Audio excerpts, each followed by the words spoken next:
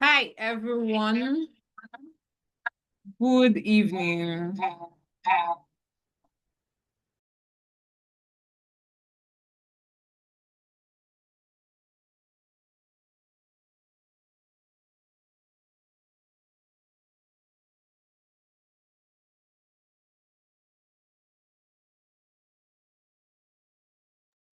Okay. Sorry about that. Good evening, everyone. Welcome to another edition of the Fellows Meetup at WAAW Foundation. Um, this month is based on or is themed beyond the certificate, leveraging on your skills, networking, and opportunities after school. So we're sorry about the lag in time. We are started in earnest. So you can nudge your fellows that are not here to start coming in as the meeting has kicked off. Welcome everyone. For all those that joined us in good time, thank you for joining us. And we promise this is going to be a very interactive session, an interesting one at that. Right. So, without further ado, would go over to the agenda of our meeting. Can anyone hear me? Confirm you can hear me, please.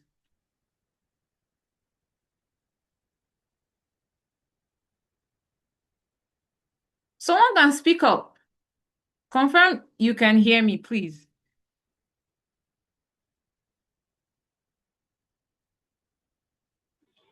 Yes, we can. Okay, thank you. Thank you very much for that. Right. So, for today, of course, we've done our welcome and introduction. I've welcomed everyone into the meeting. Welcome. You can drop your name in the chat room, your name and your chapter, so that we can know where you are coming from, where you're joining us from, and the country you're joining us from. And after that, we'll be having our icebreaker. Our icebreaker would be on what would you be known for.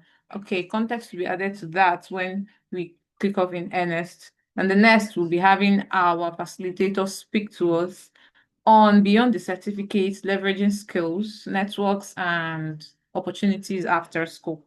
And then we'll have our Q&A session where you would have to ask your questions and you have answers to them. Then we'll be recognizing our April outreaches, then unveil the chapter of special recognition, and of course, unveil the chapter of the month. Then we'll have announcements and closing. Right. So we'll dive right in. Please, let's keep it rolling in the chat room. We need this session to be a really interactive one. Please, let's write our names or introduce ourselves in the chat room so that we can know who is in the room. And we can also acknowledge your presence and welcome you to the meetup. I'm trying to look at my chats now so that I'll see those that are okay. There is Mylene from chapter of UEM chapter. Where is that Lisa? I think is in one of those African countries. Anyways, welcome Mylene to the call. We hope you're going to have a good time here. There is Shitu Mariam from OAU chapter in Nigeria. Right. The UEM chapter is in Mozambique. Thank you. Thank you for that. Then, I'm waiting for more introductions, please.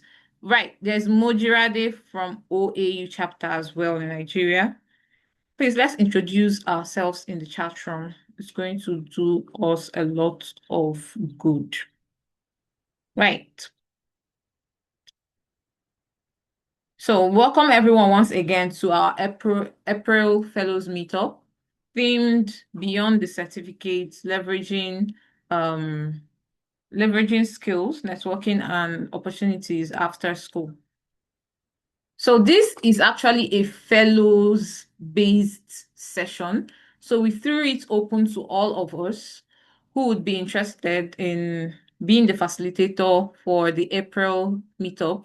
And we have our facilitator right here who was once a fellow in the OOU chapter in Nigeria, but now she's an alumni. Of course, she has graduated, but she has graced us with her presence, and she's going to be our facilitator for the month of April. So, we are hoping she's in the building. Her name is Mofiyinfoluwa Joshua.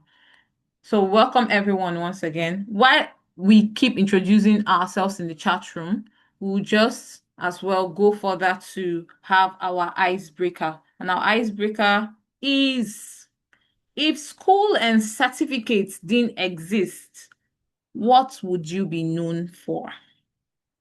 So right about now, I need us to please unmute yourselves and help me.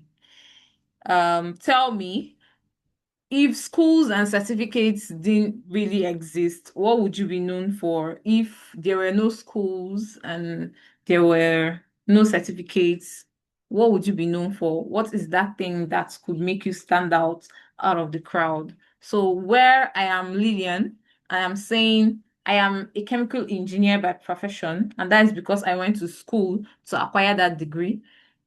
Once the school is taken away and I don't have a certificate to name me an engineer, what would I be known for? So please, I need us to speak. You can unmute your mic and say something. I'm waiting.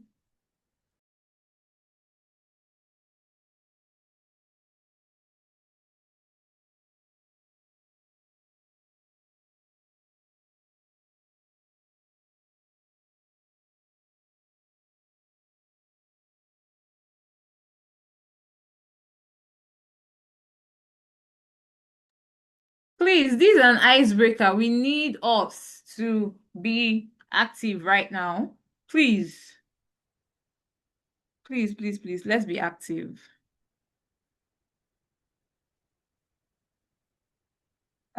Good evening, everybody, or greetings, everyone. Good evening. Please speak on. So I'm Soli from the University of Bamenda chapter, Cameroon. So if schools and certificates didn't exist, what would I be known for? I believe I'll be known for somebody who has the intention of others always in mind. Like, I love supporting people, I love encouraging people, and like always saying that, hey, I'm rooting for you. So if there's one thing I'll be known for, is that I always encourage people, and that anything that I say that I'll do it. Yeah. Right. Thank you. Thank you for that. So you've been known for more like charity and community impact. Right. Thank you for that, Soli. So Soli is from the University of Bamenda, Cameroon. So she has spoken and we've heard what she would be known for. I need three other persons to unmute and tell us what they would be known for if schools and certificates didn't exist. Please, let's be fast. We are running behind time. We have just 3 minutes more for this session, please. Good evening, everyone. Good evening. Good evening. Speak on. This is Dolit, Victoria University chapter leader, speaking from South Sudan. If school and certificate were to be not in existence, I would be known as a local farmer. Since childhood, I love farming. I love digging. I love planting crops. So I would be known for that as a local farmer. Thank you. Wow, thank you. I see someone that resonates with me. I love farming as well. So maybe we could collab with Dallas. We could do a little collaboration and, you know, come up with a special kind of crop, right? And then we'll be known for that. Thank you, thank you, thank you, Dollis, for that. Thank you so much. Dollis has spoken. She would be known as a farmer. So who would be known for something else that we want to hear? Please unmute your mic and speak.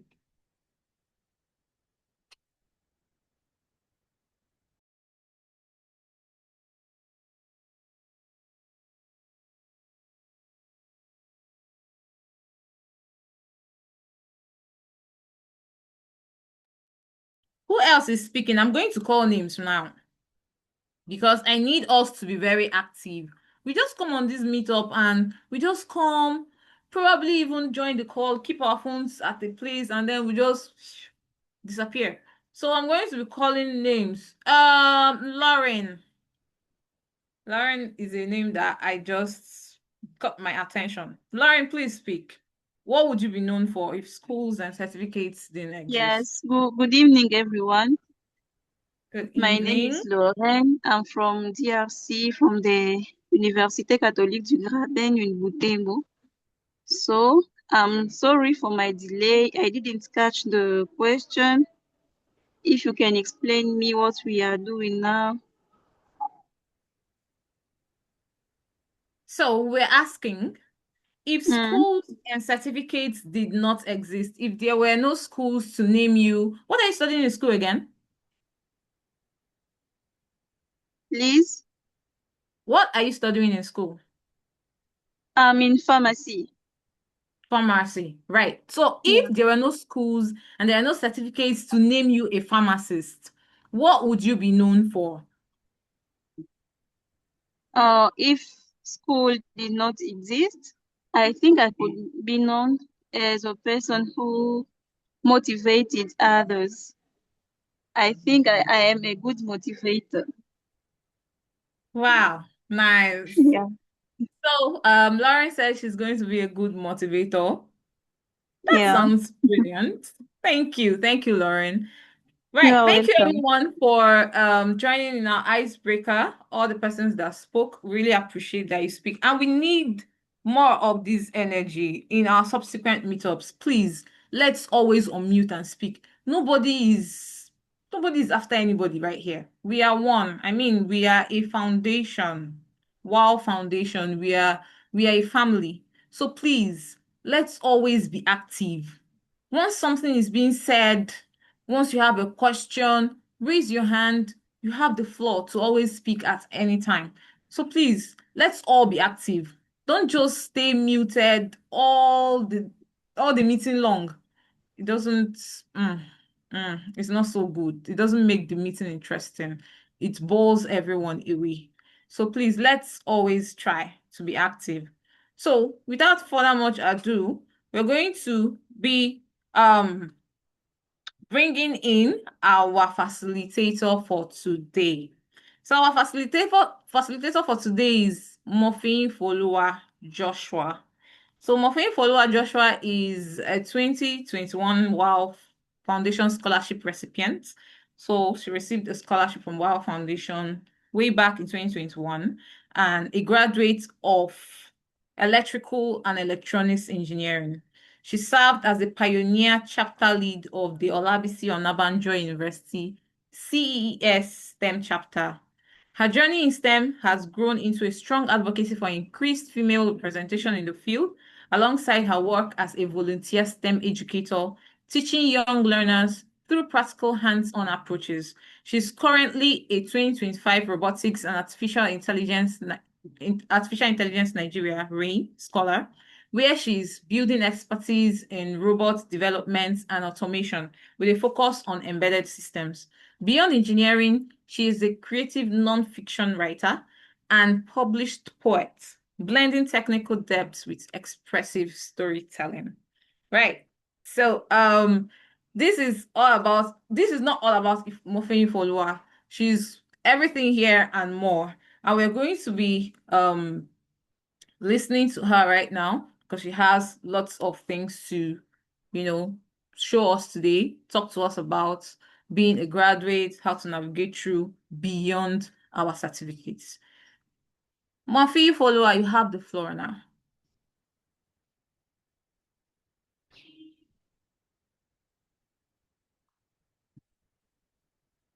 Hi, good afternoon, good evening, everyone. Please give me a few seconds to share screen. Okay, thank you. Hi, good afternoon, good evening, everyone. More people just have been introduced. I am a WAAW fellow, an alumni fellow, and it's a privilege to be on this call and to be having this discussion of facilitating this section. So today I'll be beyond the surging skills and opportunities after school. And this is a very interesting thing to me because I've been at that. I just recently graduated and things were not really hard in help, the plans or the life I envisioned for myself was not really forthcoming. So I'll be speaking majorly from experience today. So I actually have a question, and I'll never confirm that. Please, am I audible enough?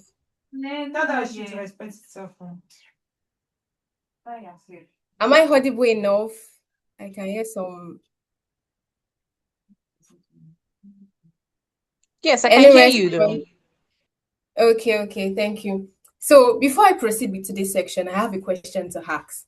And the question will be for those of us that are graduates or for those of us that are still undergraduates, what do you think your biggest shock after school will be?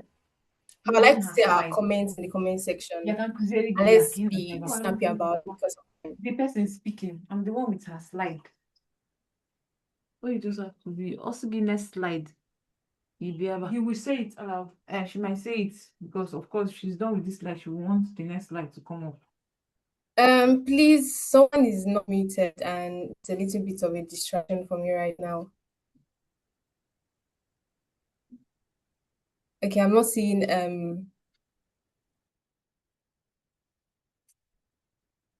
all right. I'm working on our responses. What for those of us that are graduates and those of us that are still undergraduates, what do you think your biggest shock would be, or what was your biggest shock after graduation?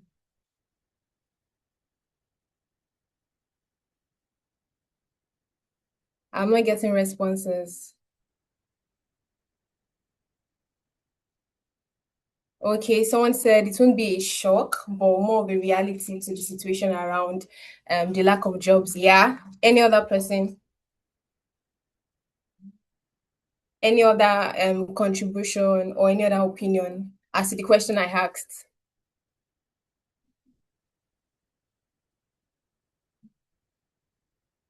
Okay, let me just proceed. So today we are looking at beyond the certificates, how you can leverage skills, networks, and opportunities after school. And I noted it here on the slide, which is visible to all, that the biggest shock after school, speaking from a personal perspective and also from collected perspective as well, because I had to ask these questions to a few persons to also get their responses. And from the responses I got, a few persons mentioned about the lack of jobs, and quite of the other responses were summing up to one thing, and that was the absence of structure. So today I'll be going through 5 frameworks, and I believe that putting these things in places and taking cognizance of them would help us to have smooth transitioning from the whole bubble of our academic school life to the real world that we are now currently faced with, either post graduation or at any point in time. Please, next slide.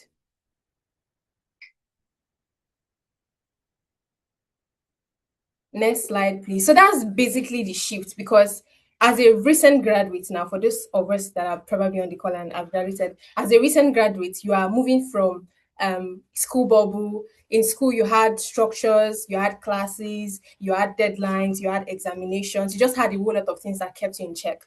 But now you're now transitioning from that lifestyle of solid structures to a lifestyle whereby nobody's holding you up to assignments, nobody's holding you up to coming to classes, attendance, and all. So it's basically now the real world, and you're now transitioning from a structured learning to a self-directed growth.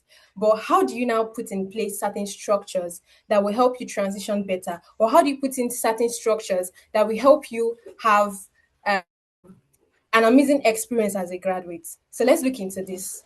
Please, the next slide. So we're going to be looking at the necessary frameworks beyond the certificate. After you have gotten your certificate, what are those necessary things that you now have to put in place to ensure that you don't just live life as it goes, to ensure that you get the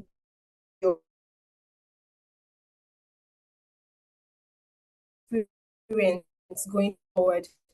So I'm going to be highlighting them and eventually doing around them.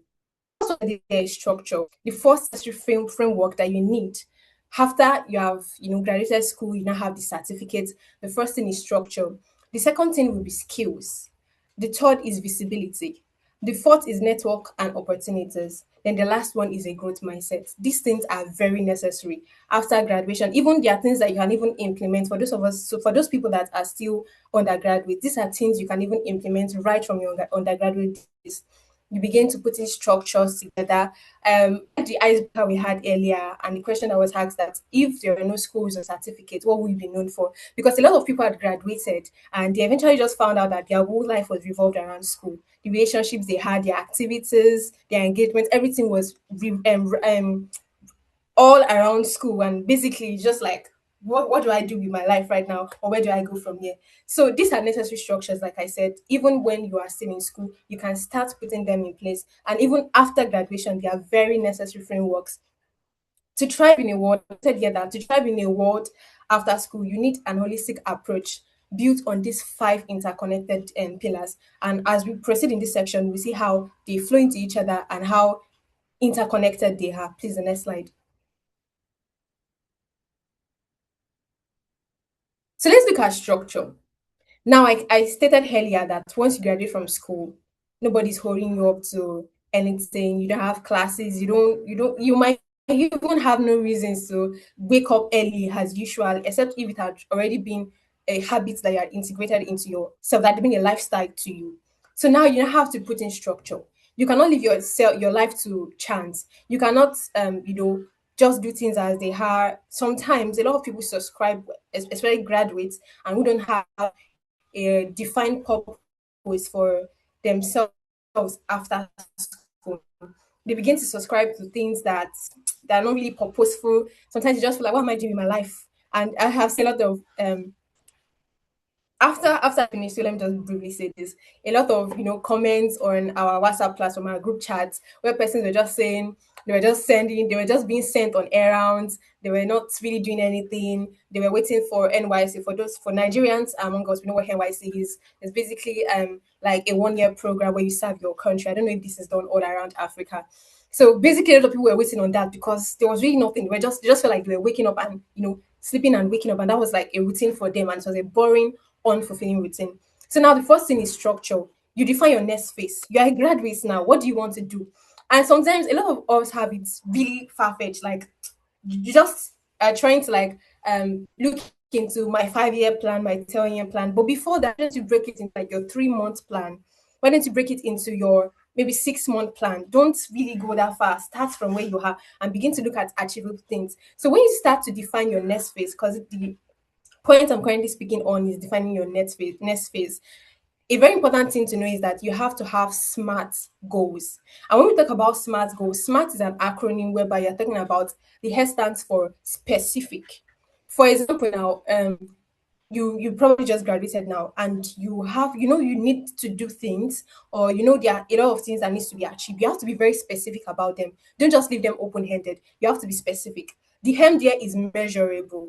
Okay, I should be able to maybe, for example, maybe you want to take courses, you want to start upskilling, which we'll be looking at eventually in this section. You want to start upskilling, you have to now consider measurable goals, right? That okay, in the next 3 months I should have completed a beginner or intermediate course on, it could be coding, it could be any skill that you really, really know that aligns in what you are building for yourself. So you have to have measurable goals. Then you also have to have achievable goals. Achievable is very important because sometimes a lot of people just have a lot of goals and it just looks so good on paper. But deep down, if you will not be delusional, you know that I can't achieve this thing in the space of the time I've given. So you have to ensure that your goals are achievable. Don't say, I want to take myself from beginner to an expert within 6. It is definitely not achievable. So to also cut yourself some slack of you are trying to learn, right? It's a process for you. Try and set achievable goals. Then the how will be relevant goals. How are these goals relevant to your becoming? How are these goals relevant to the life you are envisioning for yourself? Because I believe as graduates, you already have maybe certain things that you take could be career path, so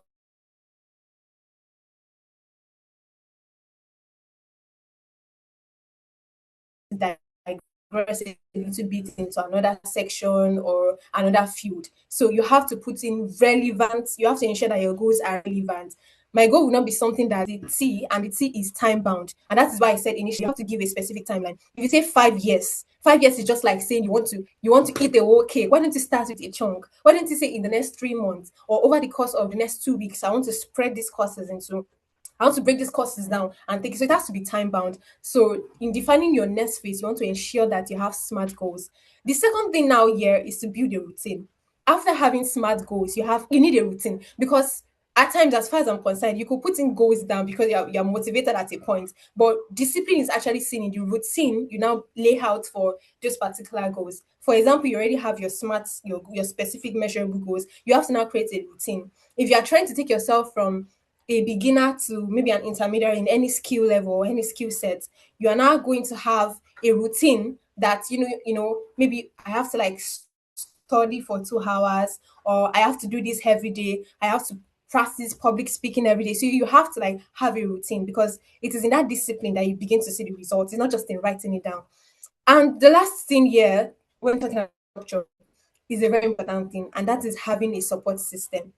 Support system can be in the form of mentorships, right? It could be the traditional mentor where you have a one-on-one mentor, a superior, and you has maybe a junior trying to learn off them. But today, in the course of this meeting, I would like to lay so much emphasis on the peer-to-peer mentorship because sometimes it is often underestimated. And most of the results you might really see as a person who is even still trying to grow is when you embrace peer-to-peer mentorship. You have friends who probably have the same questions as you do. We are done with school. What do we want to do next? We have certain skills that are relevant to our course of study. Why don't we start learning them? So peer-to-peer support systems or peer-to-peer mentorship is something you should not underestimate. Don't look down on people or don't consider the fact that we are colleagues. There's nothing much to learn from them. We all have different skill levels. For example, I was going to note a particular thing. There is a friend of mine who is very, well versed in a specific thing, and I find myself learning more from the person than learning from someone who is far, how do I put it, like a mentor who is already hired and well versed in that space, because it's like you are close in contact with the person. So most times they are more proximate to the questions that you have. They are more proximate to the solutions that you need right now. So peer-to-peer mentorship should not be underestimated. Another thing I would say about peer-to-peer mentorship and also in having support systems, because I'm trying to boil this down since we are still students. Some of us are still students and some of us are recent graduates. So I'm trying to boil this down to your close circle, right? After graduation, you probably when you're graduates, you probably had a clique of friends. But now, after graduation, you need to ensure that your friendship is not just the normal clique that you have. It has to now be structured support systems. You don't just want friends that are supporting you. You want friends that will be in the place where they can stretch you. You want to refine and define your relationship with those persons. For example, you have friends and during your undergraduate days, you guys were doing coursework together, doing assignments together, your lab work and all that. Now that you're now graduates, you have to reform it and redefine it as a support system. What am I trying to say? You guys can come together and say, I want to learn this skill, or I need to learn this skill, or another person probably, or you guys might even have shared goals, right? You don't have to come into a place whereby you now become accountability partners. You're not just there to just to reminiscence about life after school. Now you're intentional about building. So on that structure, you cannot live your life to chance. You need support systems. You need to have a routine, and you have to have definite and smart goals. Please, next slide. So after structure is basically like the foundation. Then after structure, we're now going to be looking at a very important thing, and that is the skills. Now, from a pinpoint, in some universities, I would not like to throw a blanket statement with this that I'm about to say, but in some universities, you just realize that your certificate is a representation of the knowledge you have, and not a representation, or not necessarily a representation of the skills that you already have. What am I trying to say? Sometimes you go through school, you passed, you had flying colors, you came up with brilliant grades, but in the reality, you don't really have the skills or the practical experience or knowledge on how to deal with things. So now, after school, you have your certificate, which is a definite proof that you have certain knowledge as regards your field of study. But sometimes you don't have the necessary skills. So what do? I noted here that your degree proves what you've learned, but your skills proves what you can deliver. People want to see your skills, whether be it soft skills, whether be it your hard skills. I'm going to lay more emphasis on hard skills, right? So now, where do you start from? We've talked about structure, your routine, your support systems. Now, the first thing to know here, or the first thing to note here when we're talking about skills, is that you have to identify and close skill gap. Like what I said earlier, for especially STEM courses and STEM courses that really, really require so much practicals. Unfortunately, this is the case for some of us, that you graduate and you just realize that I don't really have much skill set, right? So the first thing you have to do is to identify and close those skill gaps. And how can you? It's a good thing to identify, right? And there's a saying that a problem identified is a problem half solved, right? So now, how do you close those skill gaps? And this is, you can close the skill gaps through certain measures, of which can be graduate internships, fellowships. You take courses, you just basically know that I don't have this particular skill. For me, it could be CAD design. I don't know how to use certain softwares as I should, or as is expected of me. Now you have to begin to close that gap. How do you go back to the thing that has been mentioned? That is structure. You have to put in a structure in place. You have to have your routine on how to, because you have to consistently be learning that particular thing that you want to like really improve on. The second thing here is to build projects and your work experience. Now, I believe that there are two different kind of graduates. There are graduates who already have enough skills, either through your student work experience or your industrial trainings, or sometimes we have some, students that had the luxury of multitasking while in school. They were able to like take a lot of courses with their coursework, and it really did not affect them. So some students are graduating with enough skill sets that makes them ready for the work environment or the job field, right? But some don't have that. So if you are the kind of person, and I already mentioned that for those of us that we realized, or for those persons that realize that you really don't have that skill set, the thing you have to do is that you have identified you don't. So you should close those skill gaps. For those persons that know that to an extent you are doing well, you have the skills, you have not just the knowledge, but the skills, right? And you can combine both of them together to deliver excellently well. Now, what you have to do is to start doing projects or start creating your work experience. Because employers or whatever sector, you might not necessarily want to, subscribe to the whole 9 to 5 thing, but your work experience is still going to be very relevant to you, even as a person, whether you are doing solo or you want to have your own, you want to be a founder or whatever. You need to begin to create your work experience, because even investors and people who might take interest in what you do, they still need to see that you have things that you have done successfully. So you have to build projects, you have to have your work experience. Then another important thing here under building your skill as a recent graduate who is trying to not just to do beyond just having a certificate, or just measure up beyond your certificate, right? Another important thing to note here is that you should learn beyond your field. Don't just limit it to, in the course of the section, I'll reference this and I'll tell us why it's also important to do this. Don't just limit it to I'm a chemistry graduate, right? I just know in my head chemistry. You have to learn beyond your field. We are in a present time whereby we have certain soft skills, right? And we even have certain skills as well that they just go hand in hand with whatever you are doing. You could be a medical doctor, you could be a scientist, you could be an engineer, you could be a mathematician, you could be anything. And there are certain skills that it is imperative you have learned, because it just enhance your work. For example, in a world of AI, in a world of data analysis, a lot of things now are being represented by data. You can be an engineer, you need data. You can be a medical practitioner, you need data. So learn beyond your field. You just say, I don't know how to use Microsoft Office Suite, which is basic for which is like, let's say, the list of them. Don't say I don't know how to use this. This is just my field. I'm not looking into that aspect.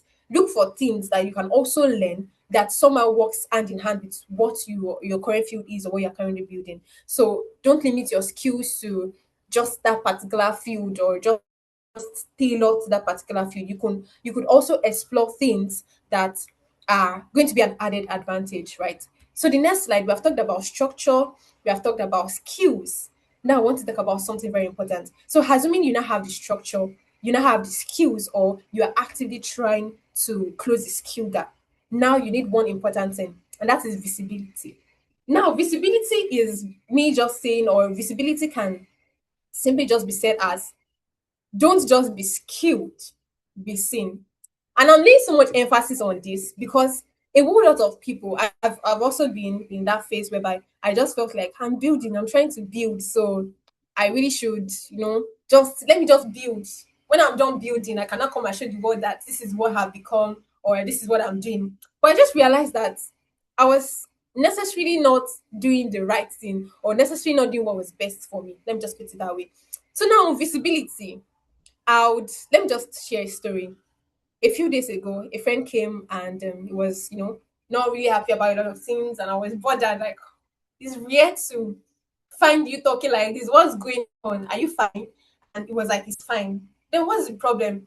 Then he started saying, he feels like with the amount of things he knows, is being underpaid. People that don't know as much as he does, they are earning more than him.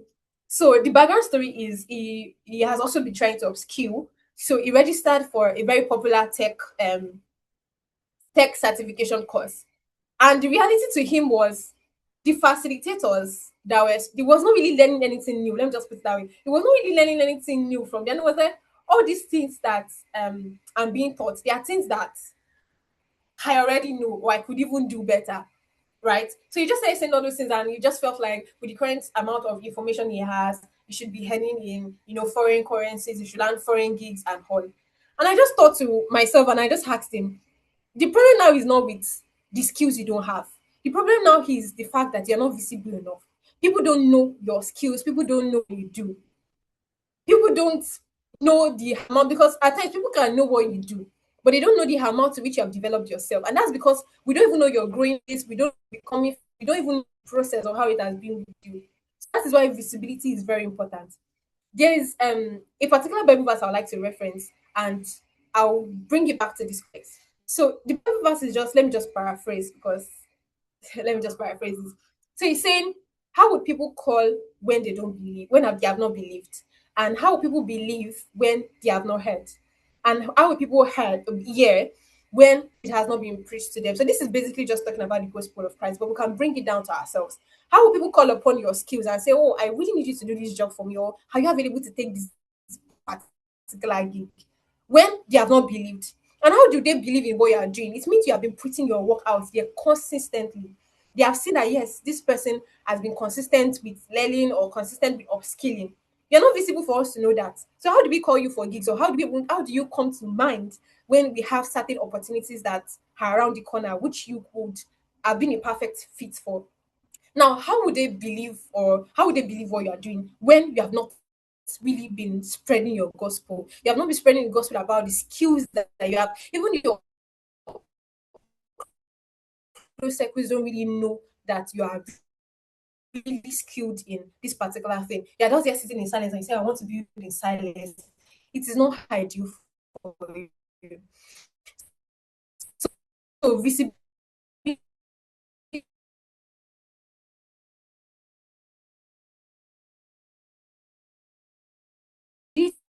is very key, because you're not just trying to be skilled. It's not just about being skilled. The first thing here I noted here is communicate aspirations. Maybe some friends. And I'm like, you're not on LinkedIn. I don't know what to post on LinkedIn. How would you not know what to post on LinkedIn? I had to put it here that communicate aspirations. The second thing would be communicate your achievements. For those of you or those of us that we already have certain things going on for us, you can say, please let people know what you are doing part time.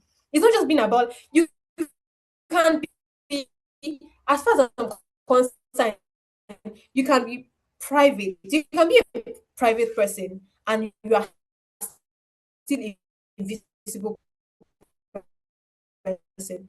So don't let us see that as visibility is a show off. Visibility is not a show off. It's just like lighting your path for people to see where you are right, or for the right people to find you. So that's basically what this is all about. Communicate your aspirations. If you feel like you're not skilled enough, or you don't have a lot of achieve aspirations and pick interest, and I'm currently at the place where this person wants to be, communicate your achievements. It is not about being proud. It's not a show off. It's just you being on the right track for the right opportunity. That kind of person that feels like I don't want to be so loud. Visibility is a multiplier for yourself. So another thing that I'll note here is to use platforms intentionally. Now, coming back to visibility, social media has made it very important, very interesting or simplistic for us, because now you don't have to go about trying to go for physical stuff where you're trying to tell people, oh, this is what I do.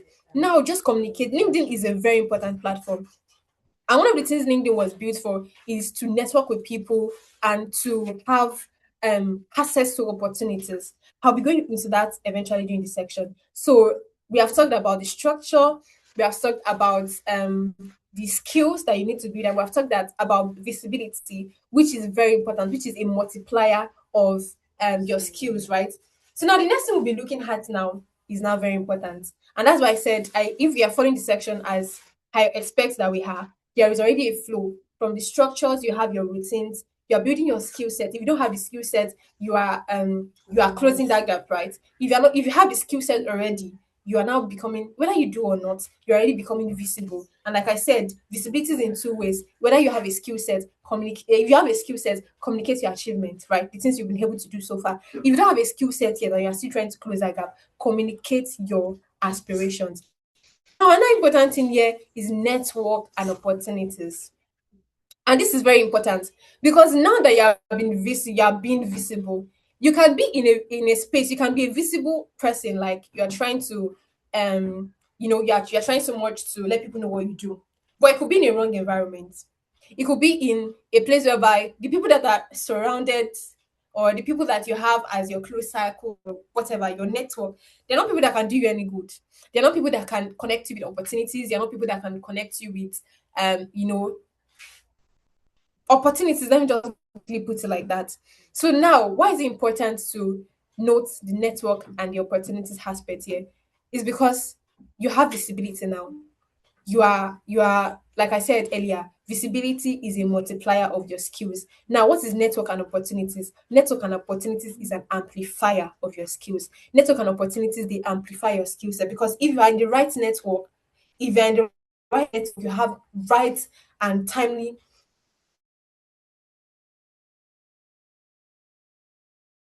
opportunities. So opportunities flow through people, as I noted here. So how do you network? You need to enrich your network. So how do you go about that? The first thing I noted here is to attend events, both physical and virtual. Attend events, both physical and virtual. And I'm noting this year emphasis on physical, because there's so much good that fits physical, and there's so much leverage that you have with physical events than virtual events. Because virtual events, like currently now we're in a virtual space where we are not necessarily exactly interacting with each other. So you might not even take note of the people in the room, their skill set. We just know that we have a common goal or shared interest, which is WAAW Foundation volunteering and increasing the pipeline of girls in STEM, right? But for physical events, you have the luxury, or you have you have the luxury of being able to work up to certain persons, right? You have the luxury of being able to like speak to certain people, find mutual grounds, mutual interests. Now, I would like to bring us back to a point I mentioned earlier, and that was learning outside your field as well. Sometimes, too, developing yourself has to be holistic, in the sense that, like I said earlier, you're not just focusing on your field of study. Sometimes it can be as basic as knowing a little bit about finance.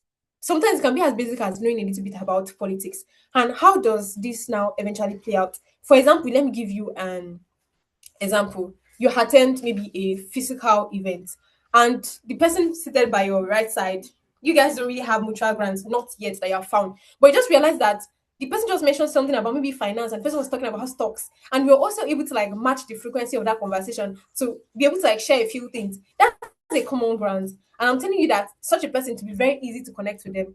But just imagine that all that is just in your head is just everything that pertains to your field of study. You might not be able to quickly bond and connect with people. So you have to also look at interesting subject matters. So then you can just wake up and just say, I want to know a little bit about finance, or I want to know a little bit about maybe advocacy, or just I want to know a little bit about humanitarian. You just have to like look into specific things that that they are thriving conversations in the present world that we have. Now, physical boot camps as well, and why networking is important. I would like to do let me do a little bit backdating. I think that was 2021 fellows meetup. So I met the amazing fellows. We're able to like network. We're able to come and connect with each other, and there are still some of those relationships that till today we are still very very close. And it was through the WAAW 2021 scholarship. WAAW 2022 fellows meet up that we connected. And a very interesting fact is, I don't know if Peace is on this call. Peace ACN. We met in the fellows meet up right in 2022, and first my first graduate internship, it was Peace that connected me. And I'll still also boil this down to visibility, because at some point, Peace already knew that from what she could see from maybe systems. So that day, she just saw the opportunity, and I'm sure she just thought about me that this person, I've always been seeing her posting about this business. So the job opportunity. And she shared it to me. And that was how I landed that role as my first graduate internship. So you can see how it is very important to have quality networks, right? Now, the second point is be intentional when connecting. And now I'm going to bring this down to virtual connections, because easier, because you meet them, you speak to them, you know whether it's a relationship you want to sustain and hold. But for virtual connections, now let me use LinkedIn as a case study. For example, you are connecting with someone on LinkedIn, and you just connected with the person. But the first thing that drew you to that person's profile was the lot of maybe the achievements. You saw a lot of things that you're also interested in, and you just connected with the person and just left it like that. For such virtual connections now, it is always good that you are intentional. And a practical way of being intentional is you saw the profile. The person's profile was impressive. The person is already mirroring a face that you like to be eventually. What do? You reach out to the person. Hi, my name is so so so. I'm currently doing this, and I'm looking forward to do this. Your profile was impressive. I saw that. Be specific. Make reference to something specific that you saw on their profile that's making you connect with them. By so doing, you are leaving a memorable impression. The person will probably see your post on his or her timeline eventually, and it just sticks that you are this person. And that is how you have to be very intentional. So another point here is to build meaningful relationships. Not just building relationships, not just because you want to brag that you need a whole lot of people. Ensure that your relationships are meaningful. So please, the next slide. So we have talked about visibility. We have talked about how your network can be an amplifier for you after you're trying as much as possible to be a visible person. So now, sorry, next slide. So now I'll be talking about opportunities, and I want to dwell here a little bit. So when we're talking about opportunities, there's one of my favorite mantras, and that's by Wayne Gretzky, and he said, "You miss 100% of the shots you don't take. You miss 100% of the shots you don't take." I can boil this down to a whole lot of scenarios that have played out in my life, and I just keep on realizing that truly you miss 100% of the shots you don't take. And there's a half side, or a complete statement to this particular quote, and it is, and the more you take the shots, the better. For example, if someone in your network connected you with a particular opportunity, but you just feel like I'm not, I don't measure up. And you just relegate yourself like, I don't measure up, I'm not doing it. I'm telling you something today, and that is apply anyway. Apply whether you feel like you're qualified or you're not qualified. Apply anyway. And let me just give a context, because this is a very recent occurrence that happened. A few of my friends were applying for a particular scholarship, right? And it is a very highly, or let me just say, it is highly competitive. Let me just put it that way. The scholarship is highly competitive, and across the world, out of thousands of applicants, they just give 80 persons this particular scholarship. So you can see that being Nigerians, being black, and a whole lot of things that might also play out. Your just a whole lot of things that will play out. We did not stand a chance, but we're delusional enough to apply. And it's funny because I know a lot of people are thinking, oh, what happened? The chances of we getting it out of thousands of applications and they're going to select 80 skilled professionals, and we are not even skilled professionals yet. We are still trying to build ourselves. We are still upcoming. So we applied for the scholarship, and a few days ago we got our love letters. And when I say love letter, I'm talking about a rejection, right? But it was a win-win for that highly competitive scholarship opportunity. It was going to be a fully funded, the fully funded trip and all that. In the process of applying, we revamped our LinkedIn. We revamped our portfolios. We created GitHub accounts and started pushing our work. A lot of works that we had not put out there initially. We started pushing out all those works, our GitHub repos and all. So now, even when we did not get the opportunity, it was like, well, it was just, it was a good ground for us to actually enhance and better ourselves. Because now, I believe that we are better positioned for more opportunities of that kind. We won't have opportunities now coming in. Maybe tomorrow we just see an opportunity, and the next thing we are thinking of is how do I create a GitHub repo or how do I create a portfolio? That will not be the question. So opportunities sometimes might not just be about wins. It might just be about the becoming process for you. For example, graduates that would consider postgraduate studies, right? Sometimes you have to like apply to, I don't want to say thousands, I almost said thousands, but you have to apply to tens of scholarships. You have to apply for tens of scholarships. And the process, you might be getting rejections, rejections, negative feedbacks, or not necessarily negative feedbacks, but you might be getting rejections. But eventually you just see that you are better at the way you pass your essays. Now you have a feedback. Oh, I could have done it better. And sometimes it's when you go over your work again, you're like, what did I write? Did I seriously write this? So there's actually an improvement. So even when you feel like you're not up to a particular opportunity, my dear, apply anyways. It's a becoming process for you. It might not just be about the wins. It begins to sharpen, it begins to enlighten you. Like I said, now we have been from the illustration I gave earlier. Now we now know that for some opportunities now, it is now about positioning yourself. And that is the third point on this slide. Position yourself for them. Apply, keep applying. As you're applying, there's a momentum you are setting within yourself. There are just so many momentums that you just begin to set within yourself. And you just keep on going at that phase. And before you know it, things just work out well. And there's a particular verse because the Bible is not just a religious book. I believe it's also a book of wisdom that says, cast your bread upon many waters, because you really don't know the ones that will come back to you. So, and that is why for those persons that got international scholarships from Ivy level schools, they will tell you that I submitted about 50 applications. Some will say I submitted 30 applications. These are good numbers. And that is why it's very important, because you don't know the one that is coming back to you. You have to like keep shooting your shot. Shooting your shot is not just a phrase that people will say shoot your shot. It's an actual word. Shoot your shot. Apply anyways. So the second point here, I skipped this a little bit, and that's track and improve. And like I said, when we applied for that particular scholarship, we didn't get it, but now we know better that for such opportunities, and it's an annual thing, by the way. We know that now we have to better position ourselves, our skill sets, our repos has to be enriched, our LinkedIn has to be more loud, we have to be more expressive of the things we do. So basically that is just that. So network and opportunities, I already talked about that. And if there's anything you should leave this section with, is a very important thing, and that is you miss 100% of the shots you don't take. I would like to even bring this home. I'm trying because of time, but I'd like to bring this home. In 2021, when I applied for the One Foundation scholarship, I was really not expecting it, right? Because I was like, One Foundation is it's an African thing. And at that point in time, I had applied for a regional scholarship, but I did not get it. But I just felt like, imagine I did not shoot that shot at that point in time. You see something, I look back at times and I'm like, what has been so instrumental in my journey, in my becoming? Imagine I did not shoot that shot because I just felt like, oh, it's an African thing. They're just going to select. At that time, I think it was 2% in country. And I was like, oh, I could have limited myself and I would not have started. I could have been discouraged before I even started anything. So you miss 100% of the shots you don't take is a very important thing that you should know and live by. Please, the next slide.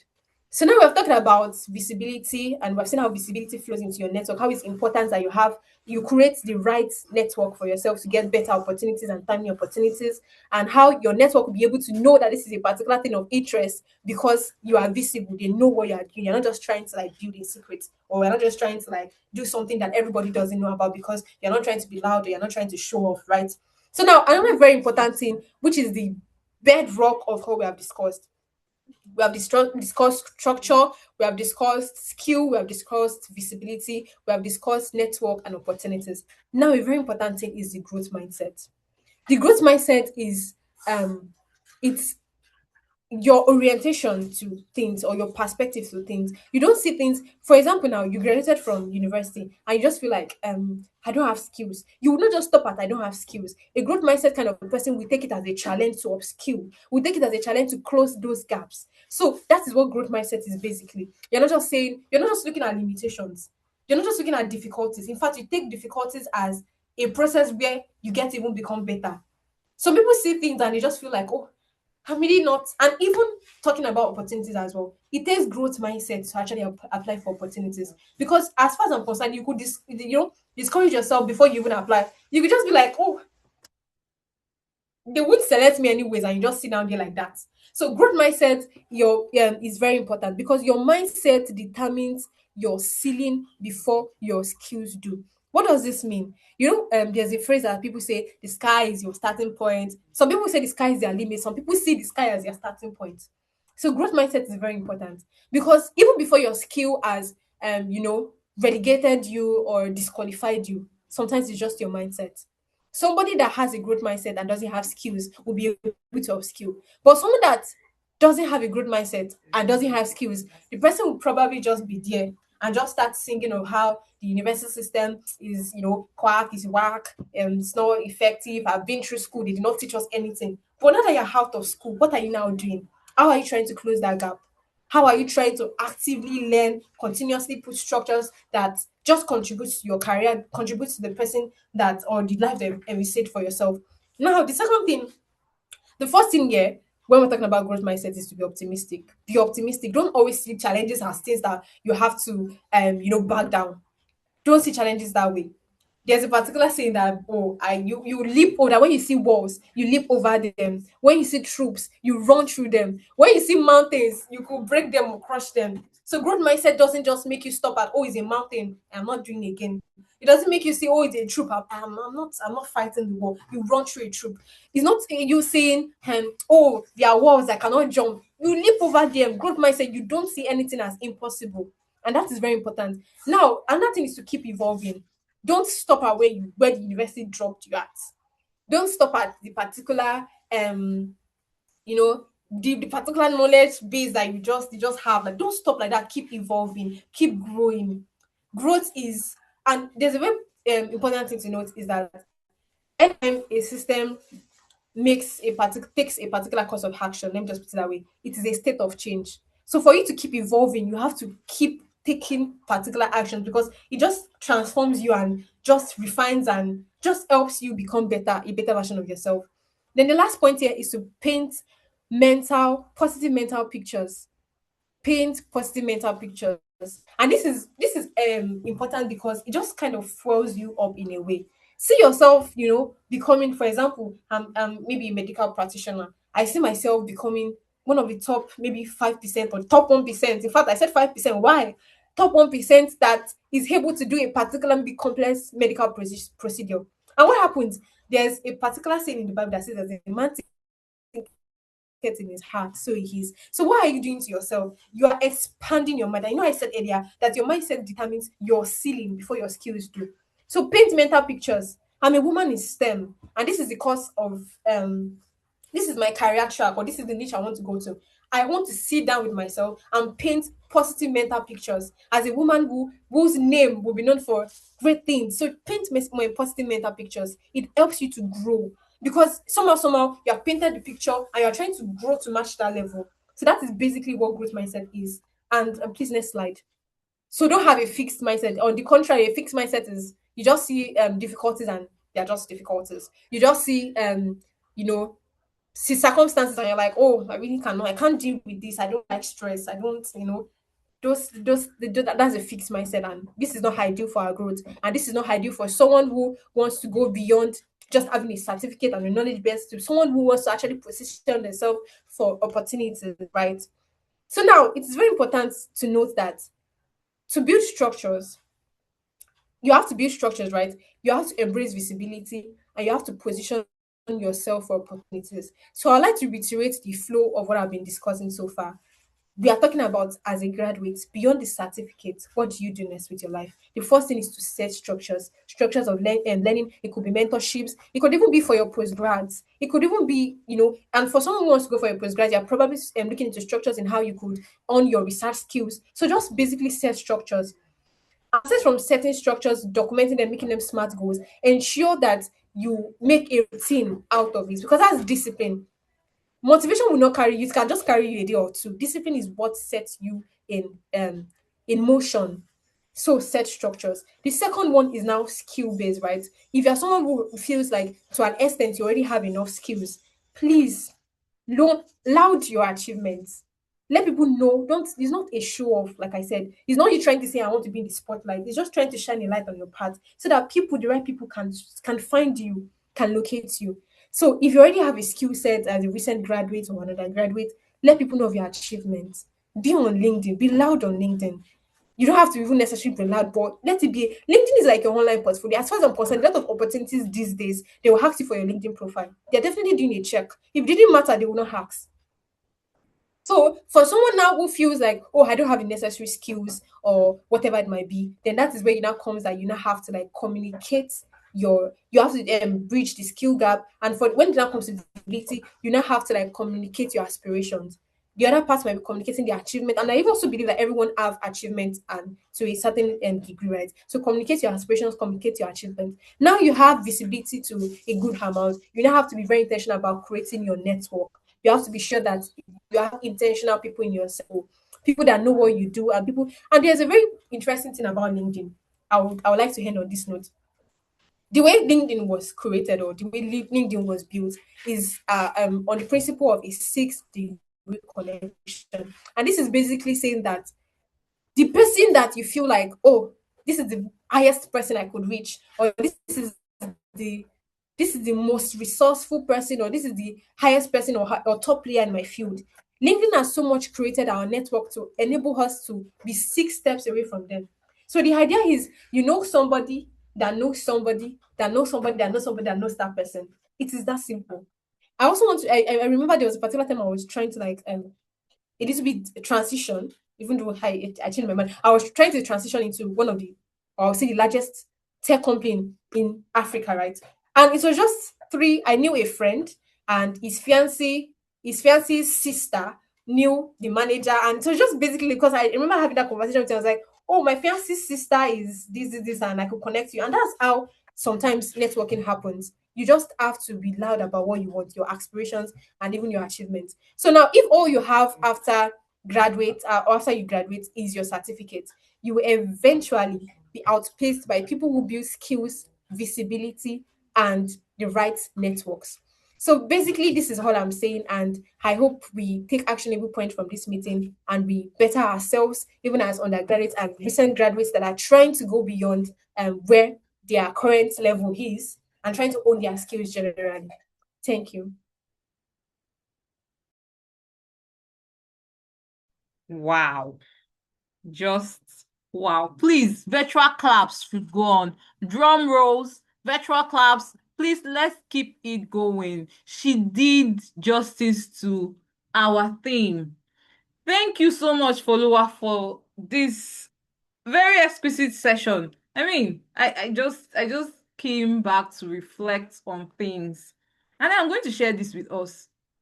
See this thing about routine? You're going to know what it entails when you finally drop that pen and sign out of university. Because right there and then, you think you have all the time to yourself. You think you have all the time to yourself. That is why you need a structure, you need a routine, and all of the things she has mentioned here today.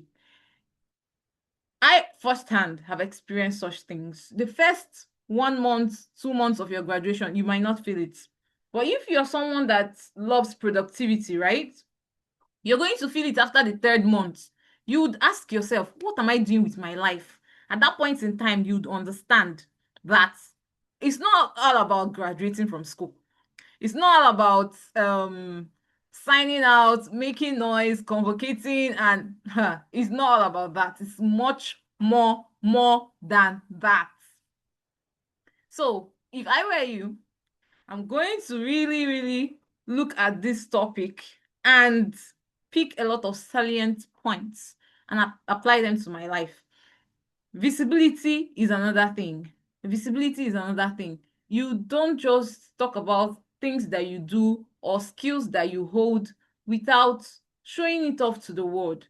People need to see that you're really doing these things. A candle hidden under a bushel or under a bed would not lighten the room. It will just be there, useless, burning away. And that means your skill is just there, wasting away. But if you put it on a candlestick, it will brighten the dark corners of the room. So you also have to build on your visibility. I think we've talked about this visibility enough for this year, because ever since January till now, we've been talking about visibility, and we know how much importance and paramount it is to you as a student. And look at the last thing she said. If the only thing you have after graduation is just your certificate, then you're going to be outpaced in the real world. Because most times, I'm not going to trivialize your good records, your good certificates, your first class, second class, uppers. I'm not going to trivialize that. But believe you me, if you walk into rooms of opportunities and it's just your certificate that you have without a skill set, you are going to be left behind. You are really going to be left behind. No, I'm not going to say so much. Please, if you have questions for our wonderful facilitator, please raise up your hands and you have the floor. Or you can unmute and ask your questions, please. She's still here to answer all our questions. Any questions?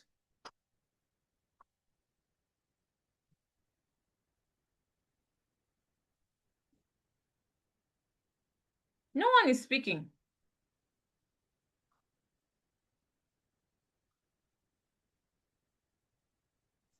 Hi, good evening, rather. Good evening. Good evening. I don't even know if you can hear me. Yes, I can hear you. Please go ahead. Yeah. So, basically, from your profile, you mentioned that I don't know if this is really connected to the topic, but you mentioned that you are into like embedded system hardware and all. So basically, in uni life, basically, you tend to like have, let's say, limited opportunities, except you want to practice on your own. So, take for instance, now if you get a job, most jobs are basically what they call it, physical job, because it's hardware and it requires you to like be physically there. So if you want to, like, let's say you just started learning hardware, you started learning embedded system and all, but most opportunities are physical. And being a university student, you have to be in school for about 3 months, then next time is, sorry, 4 months, then before when you go for a break, you only have like 1 week, and there's no really like time to like go off school and all. So another thing is that most people be like, okay, that instead of doing hardware, you tend to software. And for a person that doesn't really want to like go towards the software aspect and not really want to go towards the software aspect, but really wants to learn hardware. So like basically what I'm saying is, being a university student, there are limited opportunities based on what I've seen. I don't know if there are more opportunities that I've not seen or recognized. So I don't know if there are like ways to like go around that, being a university student and you have like limited opportunities in hardware, embedded system, and you are kind of learning on your own, because most of the things hardware basically requires you to like be physically present in, probably if it's a boot camp, probably if it's internship. But like software, most people, if I like, I've asked some people like for advice and all, and they are mostly like, okay, go towards the software aspect, you will get internships, you will get this, and you can work remotely. So like, how will I like grow in that aspect being a university student? So I don't know if you got my question. Hi, Mujirade. I Yeah. assume I got your question right. So let me just reiterate what I believe you are asking. You are saying for someone whose niche of interest particularly is the hardware, right? The hardware sector. And hardware has to be intensive, hands-on. It's not something you can do by the side without being locked into it practically. Now, how do you go about that? So, from my own experience, because I studied electrical electronics engineering, and I will tell you that I really did not get much practical skills in school. Basically, it was just more of theoretical knowledge and all. The first thing I would say is I believe your institution gives you guys a space for student work in experience program or probably what we call internships, right? Would you confirm that? Okay, so I think the only, based on if I'm getting you right, it's only Suez where you get to go to like companies to work industrially. Yeah, to have an industrial Okay. experience. Okay, how many months is that? Let me start from there. Okay, so for the first Suez is Suez two, which is 3 months. Then IT is 6 months. Okay, so a combination of that would be about, let's say, 9 months. Or basically, what I'm just going to say about that is for internships of such, I would just advise you, since you have identified your area of interest, just look for workshops or look for complaints that are tailored to what you really want. I really do not have that luxury because I don't want to go into this, but this is another limitation because you being a female, sometimes in my IT it was one of the limitations because I really loved hardware. I like to get my hands dirty. I was envisaging working in a company that was basically into power electronics. So the consideration of you are a female, you will be able to like carry lift things and get your hands dirty. The whole assumption that as a female you want to be stillful. Stillful like is like you're just trying to like be very feminine with what you're doing. But you can be feminine and you can still be very technical, I believe, right? So that was an issue for me. That was an issue for me. But if you don't have the luxury of experiencing or interning in a company that is into hardware, doing your 3 months and 6 months internship, I'll just tell you to look forward to your graduate internship, right? And that's basically what I did because I did not have that luxury to do my internship, like I said, which would have really contributed because I can't imagine 3 months and 6 months. That's like 9 months. Some people take courses for 9 months and they are well versed already, right? So basically, I just had to look forward to my graduate internship, and it was something I enforced or I I just found it was imperative for me because immediately I was done with school, I went straight into graduate internships. I did about two, and even at a point I was juggling between a workshop that doesn't is not necessarily a company that is standard and all, but I was just trying to like I said, closing those gaps. The other thing that is also very important, which I wish I knew earlier and I would have done better in school. Let's go back to structures that I mentioned in school. I realized that there are certain students that had that flair, high inclination towards hardware. They will buy themselves products. At some point in time, they were taking gigs for complaints. If I had known better, I would have been, let me just say, I also talk about building meaningful connections, right? I would have built meaningful connections with such individuals because it's just basically maybe during the weekend going over to their place, checking what they are doing, learning off from them. Because I know a female colleague of mine who honed her hardware skills because she knew somebody that was really into it. So you might actually start looking out for maybe certain people, individuals in your university that have that flair, that noticeable flair. And you know that yes, these people are people that they are well versed, they take projects. Try and befriend them. My first introduction to embedded system was also through such a relationship, and I just saw the person. I was like, this thing that I didn't like it, and the person would, even though I wasn't really committed to it at that point in time. But you have to also look into peer to peer relationships like that. Then another thing is graduate internship. Just program yourself or just envision that once you're done with school, you want to like really close in that gaps. I don't know if that answers your question. Yes, thank you so much.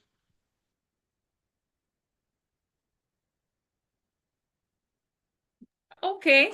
Thank you, Mojirade, for that question. Any other question in the amongst us? Please unmute. Unmute and ask your question.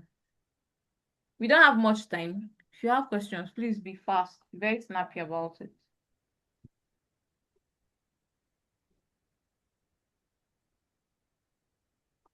Are there no other questions? Or are we shy to speak?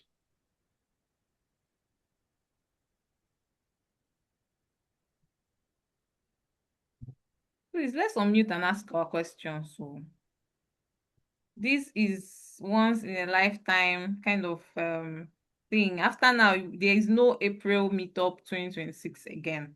You can only have future ones. But right now, grab all you have to grab from the facilitator, and she's one of us, actually. She's an alumni. She has graduated. So she's one of us. All right. In the absence of any other question, we will go on ahead. Hello. Okay, answer. Hello. Yes. Sorry. Yeah, I am sorry. I just wanted to ask, like, if I'm not graduated yet, but like I want to show my skills to, like, I want to acquire some experiences along the way.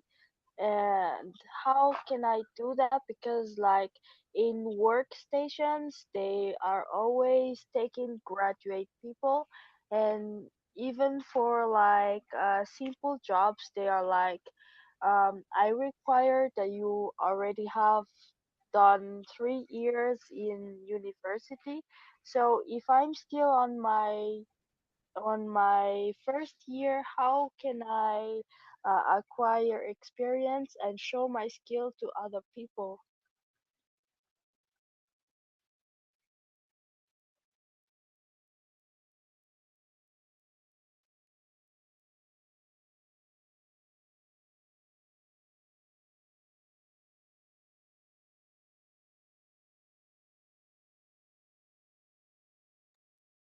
Follower, please. I don't know if you got her question.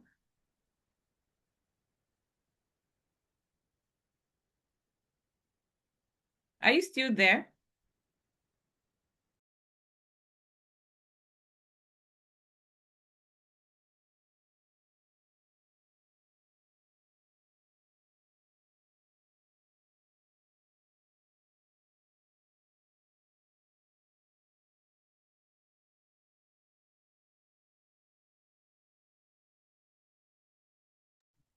Hi, follower, are you there?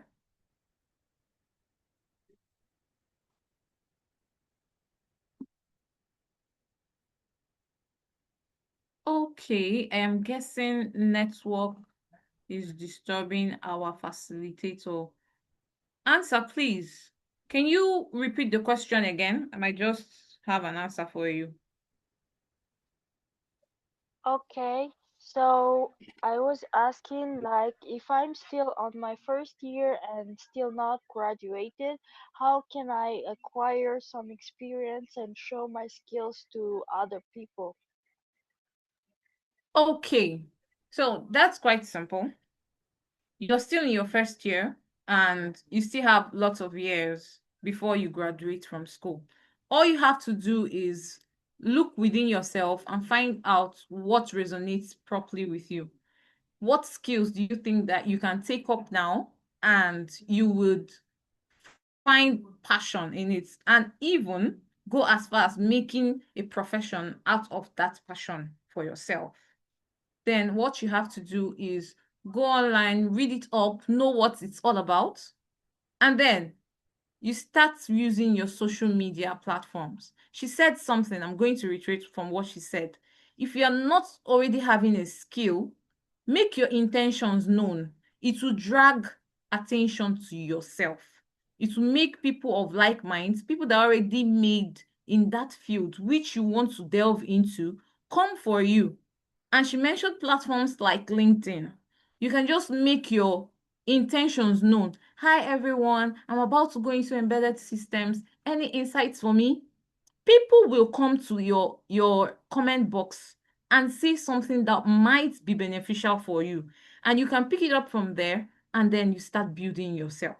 And then we're talking about visibility. When you already have your skill sets, it is when you start doing things, making projects, personal projects that you decide to do by yourself, and showcase it online, so that when you come there, you just be like, hi everyone, I worked on this is how it works, this is what it's this is the a human problem it can solve. People will come in and also comment under your box, wonderful, this is fine, this is good. And then if opportunity shines upon you, and then there's something, or a firm or a company, sorry about that noise, that wants a similar service or a similar project that you've worked on, they will definitely find you online. So that is you building your visibility. So first off, I am very big on your academic excellence, but still by the side, that is where hard work comes in. That is where determination comes in. And that is where discipline, she mentioned discipline, comes in. You're also going to balance up acquiring your skill sets and also balancing your academic prowess in school. Do you understand? Did I do justice to your question? Yes, it was answered perfectly. Thank you. You're welcome. Ebere's hands is raised. Please ask your question. Follower, I hope you are in the call now. Yeah, I'm back. I'm back. Sorry about that. Thank you so much. I joined a little bit late, so I was only able to get the ending parts of the um the teaching, and it was very insightful. Thank you so much. What I wanted to ask is as regards to what I read in your profile, that you robotics and automation, that's a range 2025 scholar. And I'm also interested in robotics and automation. So I wanted to know, like, how you went about applying, where you saw the opportunity, and what awards do I need to be able to apply for it too. Thank you.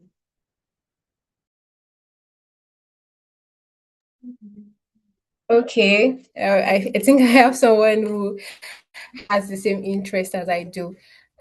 Your question is more of something that probably needs guidance. So I'll drop a message on the platform. You can reach out to me. But basically, opportunities like this, I think I'll still boil it down to being having a right network, right? People that know you have certain interests. So when things like this come up, they will be very sure to like connect you with these opportunities. Because my instance with rain was a friend who knew I was interested and sent it to me. And it was very timely because sometimes some of these opportunities, early applications are also important as well. So I think we should connect on WhatsApp. I'll drop a message on the platform. You can locate me. Then I can put you through the scholarship. All right, thank you so much. Thank you for that. Did you get that? Yes, I did, although at some points, like towards the end, it cut off. I got most of it. Oh, okay. So let's just basically connect on WhatsApp. I'll drop a message on the platform and All right, thank you. Okay. Any other question from anyone? Okay. I'll take it. There are no other questions. So moving ahead. Once again, we say thank you to our facilitator. So moving ahead, we want to recognize our April outreaches. So outreaches for this month was super beneath us. We had just 2 outreaches, and the outreaches were held in Mozambique and Nigeria. And 48 girls were inspired. 7 teachers availed themselves during the session altogether, and a total of 92 students were reached during the outreaches. Right. I'll say something about our outreaches. The numbers fell really low, and you'd believe or concur with me that this is not our standard. So I'm calling all of us, all chapters, all hands should be on deck. this is something you might just do once in a month, twice in a month, thrice in a month, and just give back.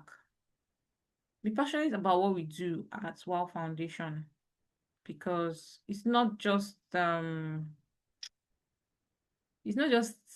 plaything. I understand that we are all students, and there are sometimes we are constrained by time, by lectures, by exams, most especially. But then, whenever we get the chance, please, let's try to do what we have to do. All right? Yeah. Going ahead, I know we are really, really, really behind time. The chapters that had outreaches this month were the University of Bamenda delivered one outreach, and Eduardo Mondlane University that also delivered one outreach. Next is the chapter of special recognition. So our chapter of special recognition was based upon power of partnership, the power of partnership. So the chapters that always have these partnerships, and then they go on ahead to actually do things with these partners.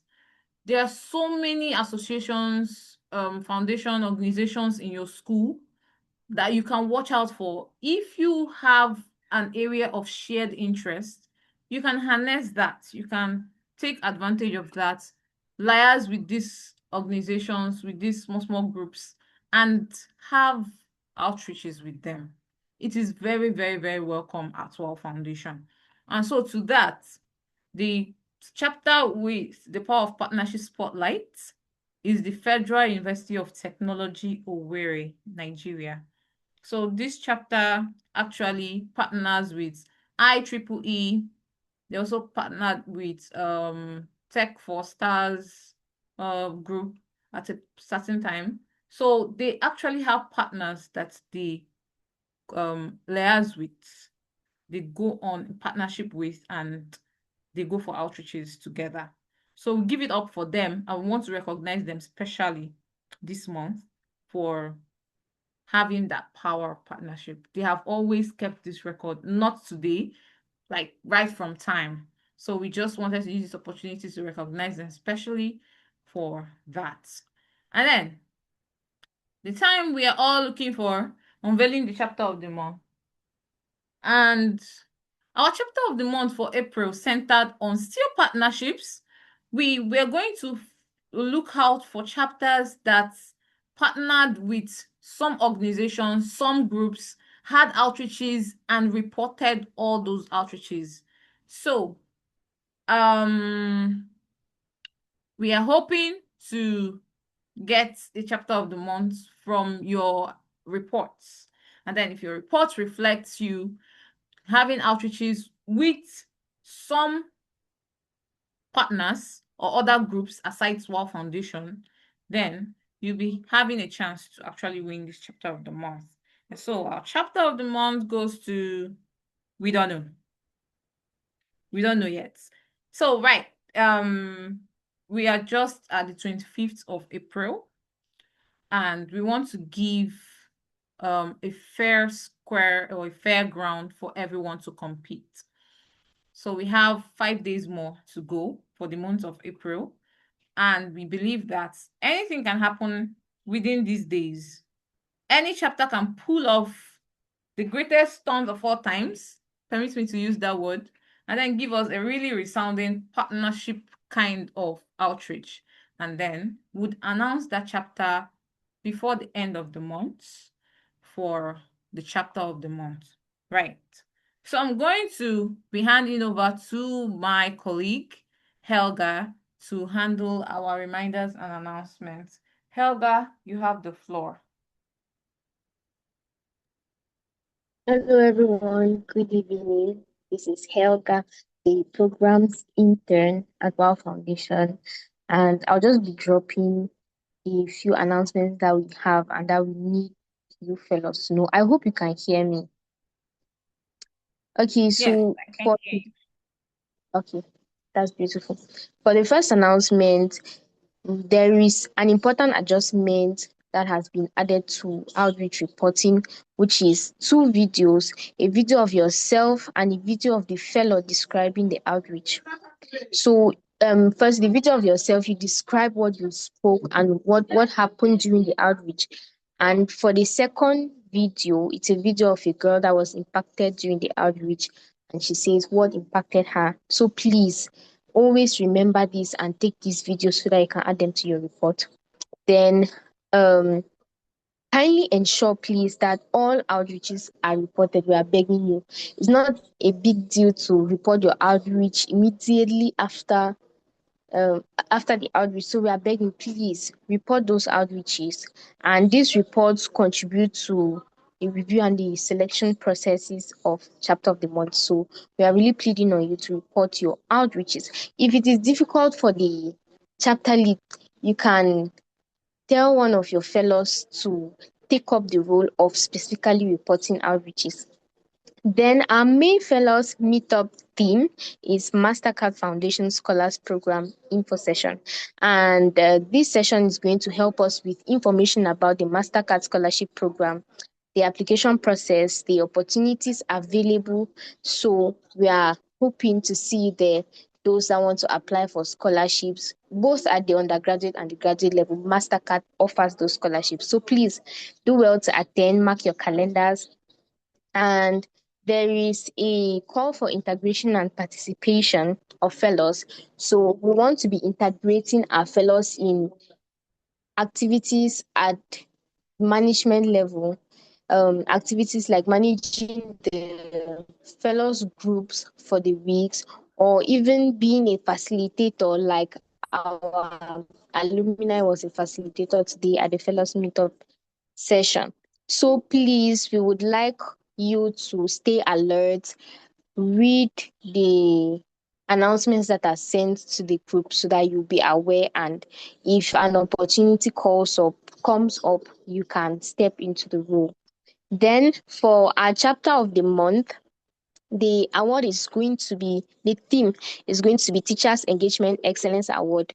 So what we have done this year is that for every chapter of the month, there is a theme that guides what we use to choose the chapter of the month. Like this month, it was partnerships. For me, it's going to be Teachers Engagement Excellence Award, and other details to be shared with you subsequently. So thank you all so much for being here. Please do not forget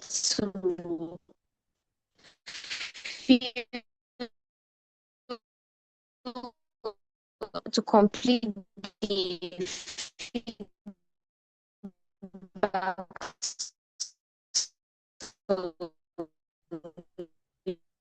Is it me or her voice is lagging?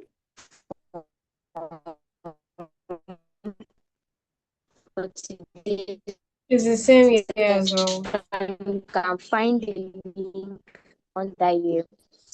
And I would like.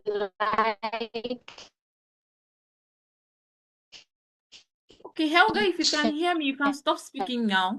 Your voice is lagging.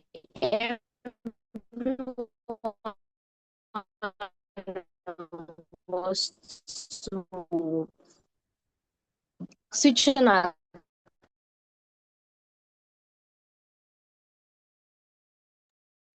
Okay, Mylene, your hand is raised. Please, you have the floor. You can speak. Thank you so much. Well, I just wanted to ask something about the first announcement. Here in Mozambique, our official language is Portuguese. So how can we do about the girl impacted during the outreach in the school? Should we do the video or we should do it in Portuguese? How can we do? Because the girl cannot be capacitated to speak in English. Yes, let's have it in Portuguese. Okay, thank you. You're welcome. Yes, I want to reiterate on this call for integration and participation. Right. So we want to we are sensing that this meetup is a little too based on us at WAAW Foundation. We this outreach is actually for fellows, right?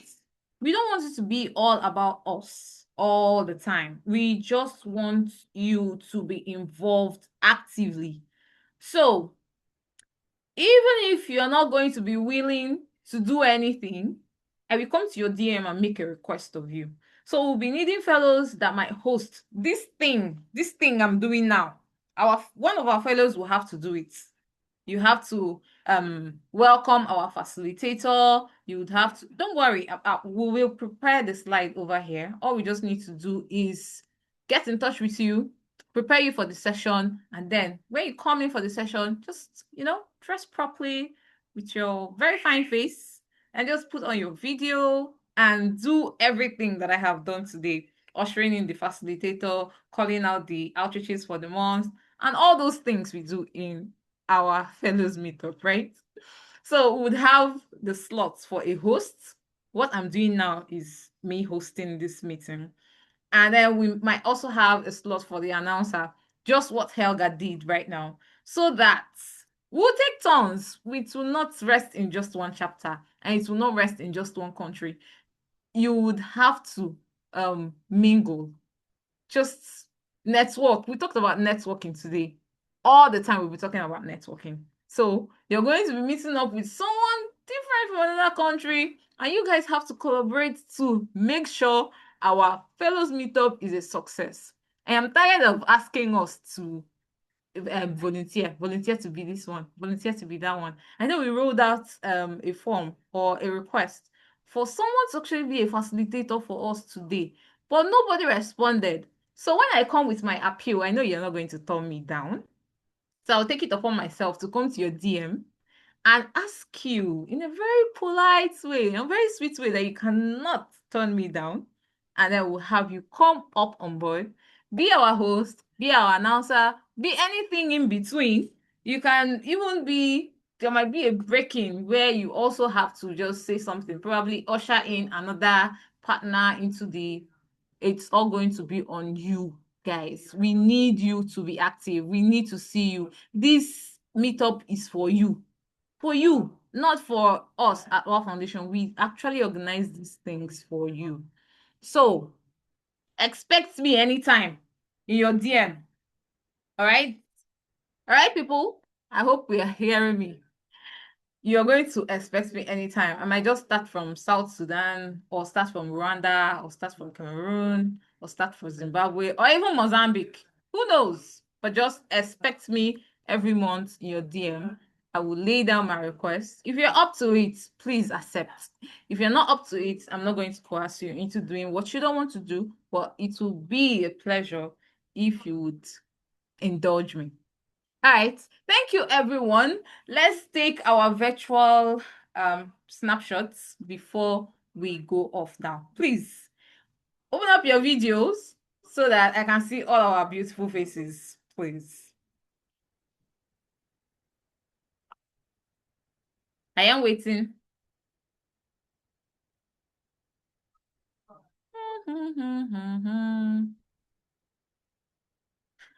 David Christiana had to run from one side of the room to her camera.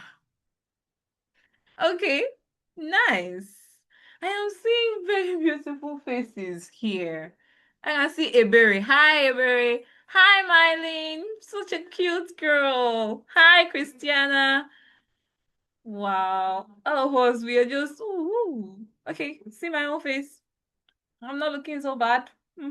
Right. And then there's Dubila. Hi, Dubila. Hi, Answer. Hi. Mary Grace, please, I want to see your face.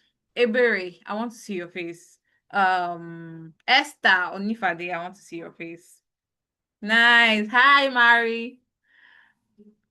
Okay, I am taking my snapshots now. Great. Just one more. Good. Okay, Estonifade just released her video now. Good. Okay, thank you, everyone. Thank you for being here. Thank you for staying up till this time. See you same time, last Saturday of the month, next month. Bye.